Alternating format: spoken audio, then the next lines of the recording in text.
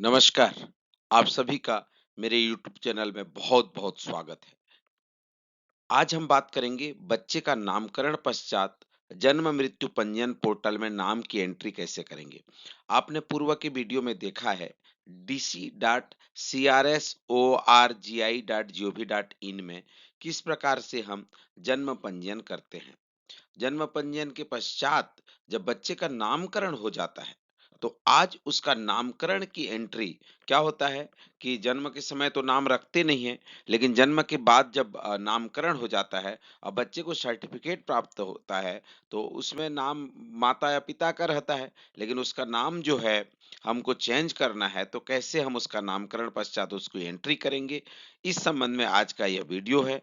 तो आप इसमें अंत तक बनिए, आपको समझ में आएगा किस प्रकार से जनरेट करेंगे जन्म प्रमाण पत्र।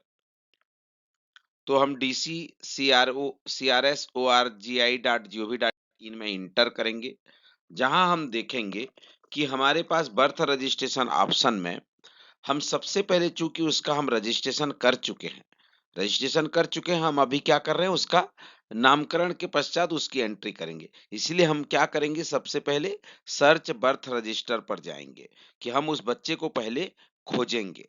ठीक है ना, जिसका एंट्री हो चुका है उसको हमको पहले खोजना है। जैसे हम उसमें खोजेंगे तो हमको दो तीन महत्वपूर्ण जानकारियां हमको देना पड़ेगा। Please select at least registration number and sex and year of registration to अब child search a record, please provide more detail for best result. तो जितना ज्यादा से ज्यादा जानकारी अगर आपको है तो तुरंत उसको सर्च करेगा। नहीं तो क्या है कि जो ईयर ऑफ रजिस्ट्रेशन है, कब से कब तक का रजिस्ट्रेशन है, एप्लीकेशन रेफरेंस नंबर अगर अवेलेबल है, और सेक्स, जो सेक्स और ईयर ऑफ रजिस्ट्रेशन ये दोनों चीजें मैंडेटरी है। ये दोनों चीजों को देखेंगे आप तो इसमें एस्टिक मार्क लगे हुए हैं, तो ये तो दोनों होना ही होना है। अगर एप्लीकेशन नंबर है तो और आसानी से सर्च होगा। तो हम सबसे पहले ईयर सेलेक्ट करते हैं अभी, और सेक्स डाल देते हैं जो कि मैंडेटरी चीज है। तो ये दोनों चीजें हम डालने के बाद जो है हम आगे सर्च बटन पर क्लिक।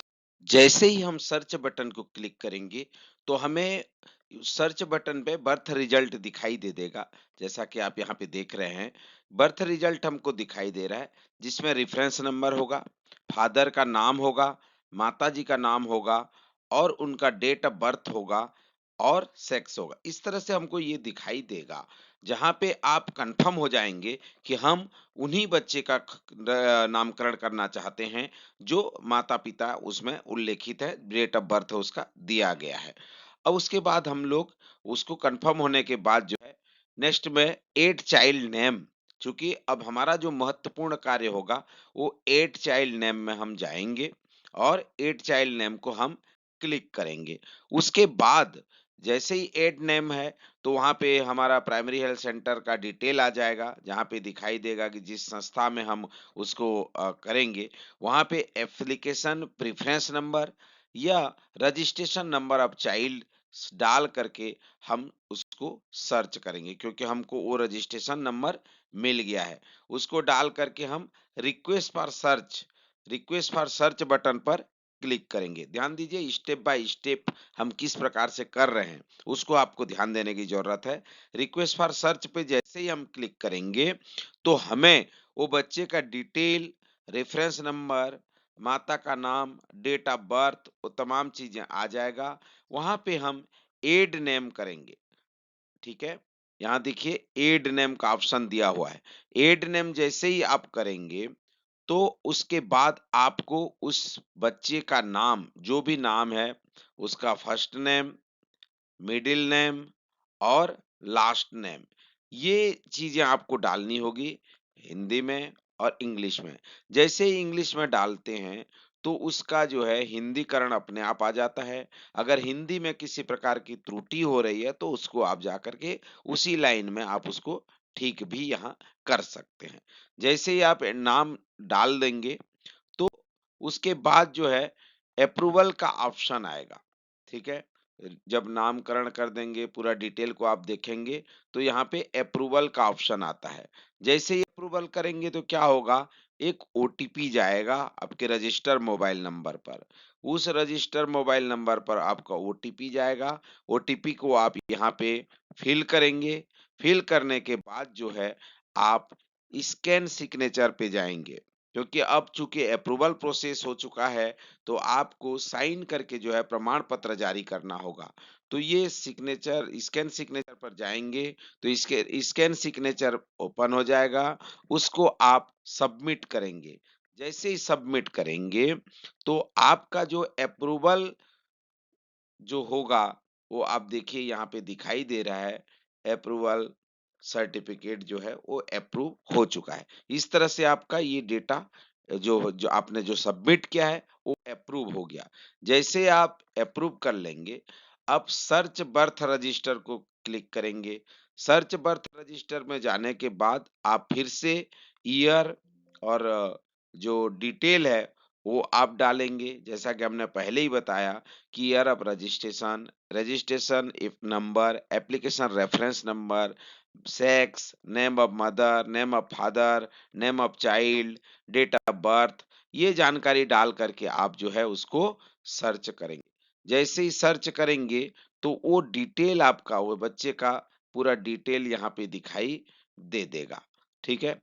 अब डाउनलोड ऑप्शन में जाना है आपको और डाउनलोड ऑप्शन में उसको डाउनलोड कर लेना है। डाउनलोड जैसे करेंगे तो आपका सर्टिफिकेट इस प्रकार से डाउनलोड हो जाएगा। डाउनलोड सर्टिफिकेट में उन बच्चे का नाम और सारी चीजें जो है निहित होगा, आप उन्हें प्रमाण पत्र दे सकते हैं।